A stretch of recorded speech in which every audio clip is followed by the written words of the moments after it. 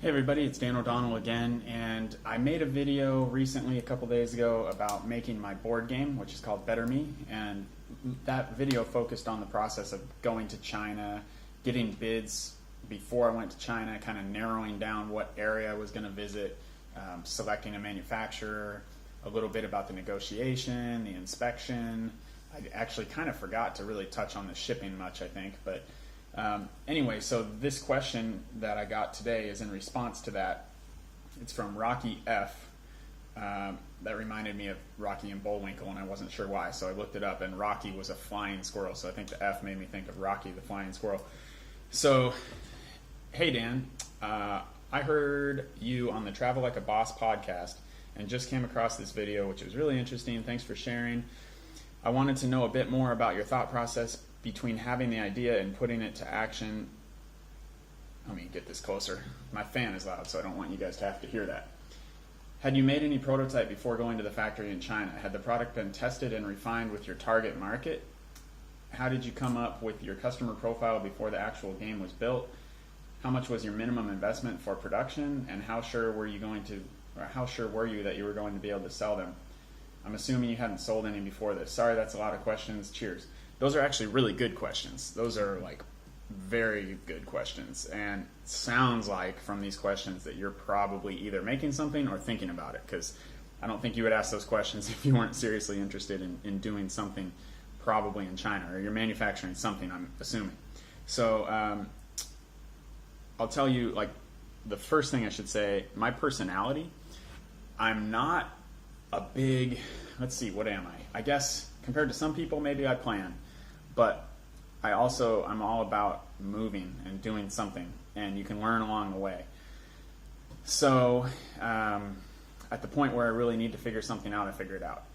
And there's the saying, I've said it in almost every video now, you can't wait till all the lights are green to leave the house, right?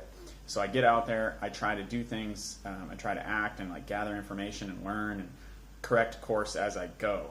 But another guy I knew from real estate, one of his sayings that he repeated all the time was, you can't steer a parked car. So like he said that because he mentored people and he was willing to talk to people. But if they just came back like a month later with more questions, but they hadn't done anything since they talked to him last, he was just be like, you need to do something. I don't want to talk to you if you're not going to actually implement it. Rachel Mazza calls it an asshole.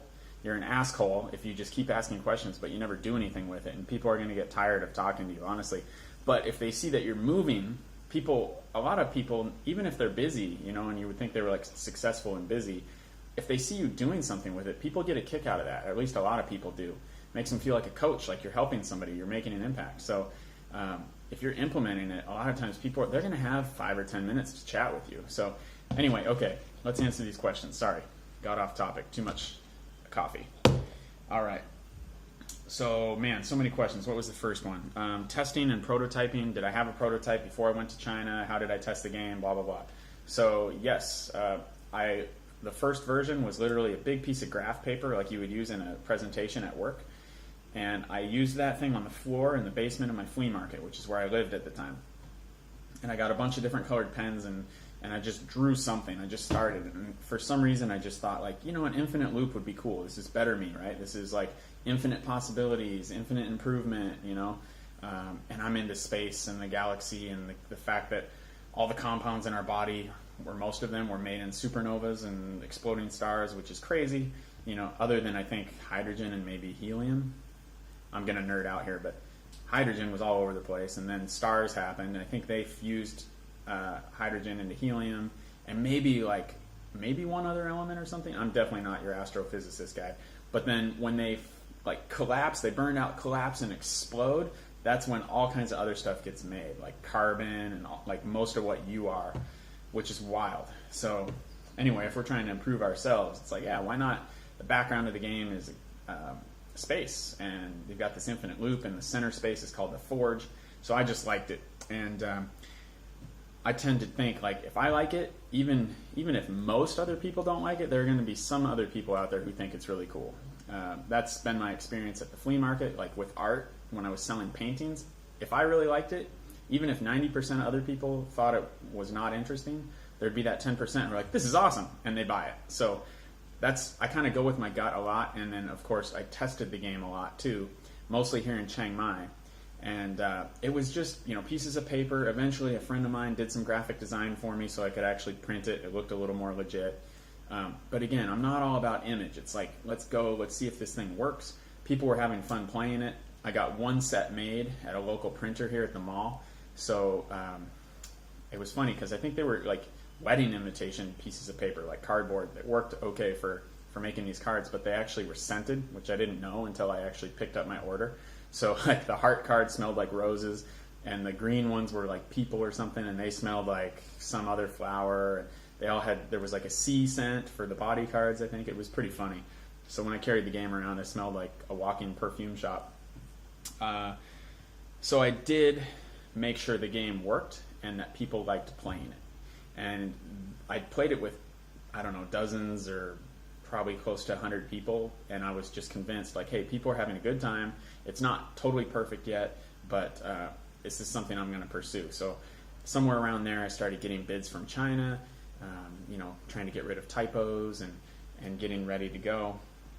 And that kind of dovetails with the last video about what I did when I went to China and like how I narrowed down who I was going to talk to and stuff. So yes, I had a prototype. It wasn't fully complete.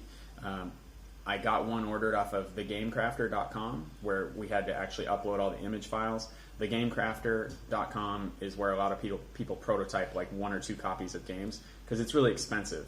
My game cost like $30 or $35 to make one. But it was cool because then I had something that looked more real, and I played it with people again, and I think that's at my mom's house now. So that's the prototype thing. Then I put it on Kickstarter because I had gotten bids from China, or I was starting to, and I did a Kickstarter for a goal of $25,000, which was kind of big, but I knew it would cover all my costs. And long story short, it did not fund. I did not get $25,000 in backing, and I think if I remember right, sorry, there's a plane flying by. If I remember right, I got about $5,000 in backing, so only 20% of my goal. So as far as my goal, it looked like a horrible failure, right? But fact is, I think that was a 6-week campaign, and I'm telling myself, $5,000 worth of pledges in 6 weeks is not bad for a game that most of these people haven't even played. They're just kind of taking my word for it that it's good, and it's in a niche that doesn't really exist. It's not like if I made a game that was really similar to Monopoly or Cards Against Humanity and people go, oh, I know what that is and I know I like that. They just kind of had to go, that sounds kind of cool, and I'm kind of trusting Dan that this is something I would like. So yeah, I'll back it, and maybe they're trying to do me a favor, some of them, which is great. So the Kickstarter failed, but I got the market indication that people will pull out their credit card for this. So that made me comfortable enough to move forward. And the other thing is, when I started the Kickstarter, I thought I didn't have cash in the bank to fund the first order. And this kind of goes into your next question, which is, what is the minimum order? I thought I didn't have the cash, but during the Kickstarter, I started getting much better bids. So it turned out I did have enough cash to do it myself. So when the Kickstarter didn't fund, it was just fine. So I just funded it myself. And what was the minimum order? In board games, it tends to be 1,000 units. So just depends how complicated your game is. If your game is really simple and it only costs $3 to produce, then you're looking at about $3,000 plus shipping and maybe an inspector. My game had more cards and it was a little more involved, lots of pieces and components. So my game, the whole thing, the first order cost me like $12,000, including the shipping and the inspection. The whole thing was about $12,000. So that was pricey, and I've since gotten a little better deals on shipping, and the cost of the game has come down a bit because I'm doing like 1,500 games per order instead of 1,000, and they really knock down the prices when you do bigger quantities, because for them it's not that much more work. They're just running more pieces of paper through the machine. So if you can up your quantities, you can get better deals. And it really depends on what you're ordering. Like if you're ordering just cards, for example, like you're making a set of poker cards or something like that, or a game like Cards Against Humanity, you can probably get a lower minimum order, like 500. And if you're doing other products that might be more expensive, you can get a lower minimum too. And this just depends on the individual manufacturer, but they're all competing with each other. So like I have a friend who's doing an electronic device, and it's a personal massager, right? Isn't that what they call vibrators? So anyway, they cost like shoot, I don't want to give out any competitive info, but they're over $10 each. And so I think the minimum on stuff like that is more like, I don't know, 100 or something, 200 pieces maybe, because it's more expensive. But still, if it's say a $12 thing, and you only have to buy 100 of them, that's $1,200. That's a lot less than I had to spend. And even if it's like a few $100s, or a few hundred pieces, we're talking about a few $1,000s. So it doesn't necessarily take a ton of money to start ordering and importing stuff from China. And sea freight is cheaper than I expected. For my game, because, my game's about this big, right? About 10 inches by about 3 inches, and it comes in kind of a fat box. So it ends up costing me around a couple dollars for everything, like the customs and all the little fees, then the trucking fees and da-da-da, to get it from my factory in China to the Amazon warehouse, which is where I inventory stuff. It costs about $2 a game. But I have friends with products that are much smaller, and it's like way cheaper than that, because you could probably, in the box that my game comes in, you could probably fit like 5 or 10 of their products in there. So we're talking like cents, I don't know, 20 to 40 cents for a lot of smaller products. Okay. Kickstarter. Oh, I forgot to mention, when the Kickstarter failed and I started the process of producing the game, I was communicating with everybody. I could still communicate with the Kickstarter pledgers, even though it had failed, and say, hey, you know what, I'm doing it anyway, I'm making it, and I'm taking pre-orders. I don't know exactly when the game is going to be finished, and in the US, it's going to take probably a few months, but when it's here, be the first in line to get your copy of the game, basically. And so I did get some pre-orders. I don't remember how many off the top of my head, but in other words, I had money coming in before my game was actually in stock, which was cool, because obviously I had money going out. I had to pay the 30% down to get the production started on the game. Generally, that's pretty typical, 30% up front to the manufacturer. So it's good to get some money coming in as soon as you can. And I read, the FTC in the US, I think, right? The Fair Trade Commission, I think it is. They're the ones that set the rules about pre-orders. And I didn't know, how does that work? If it doesn't exist, can I take people's money? And basically, what I remember is the answer is yes. You can take people's money, but you have to be like honest, and you can't be misleading about the time frames and stuff like that. So I just said, look, the time frame is not really known. You might have it in 2 months, or it might be 4 months, or it might be longer. I'm not even guaranteeing it's going to be 4 months, because this is my first rodeo, and who knows, there might be delays, or it could get held up at customs, blah, blah, blah. So as long as you're upfront and honest and not misleading, then you're good. And worst case, if somebody gets tired of waiting, I would have refunded them. I'm not going to say, no, you have to wait because you said you'd pre-order and I told you it could take longer. If somebody got tired of waiting, I would just refund, no problem. So hope that helps you out there. Pre-orders. Market. So how much did I know about my target market? Not a ton. It wasn't very scientific, honestly, but I played with a lot of people in Chiang Mai. And those people were from all over the world, which is really cool to get to play with people from the Netherlands and South Africa and America and Canada and England and Germany and everywhere, man, and Korea in one place. I didn't have to travel the world to do that, because people travel the world and come to Chiang Mai. So basically, I didn't know how big the market was. I didn't know exactly who was going to be really into it. Turns out therapists, counselors, drug rehab centers, youth mentoring type of places, universities, high schools, even junior highs and middle schools are into this. And I kind of expected some of those, but I didn't really expect the rehab centers. I was pleasantly surprised. I've had some hospitals, like the VA hospital and other kind of hospitals, especially like post-traumatic stress programs. So I'm really happy that the games are going there. I'm pleasantly surprised by that. So basically, the market was unknown because there was nothing really like it. I couldn't really compare it to other products and see, who was buying that. And the last thing I was going to mention was the cost, which I already went through. Let's see if I missed anything. Customer profile, minimum investment.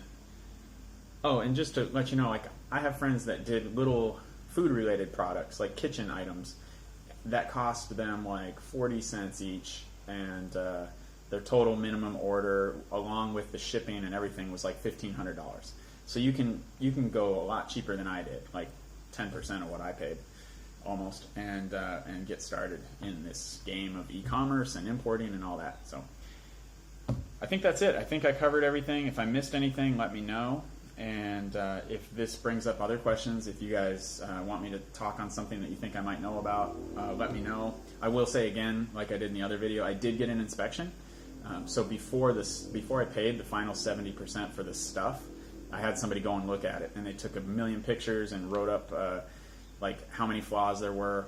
They open a certain percentage of the games randomly, so it's like a spot check, and give you an idea of what the error rate is.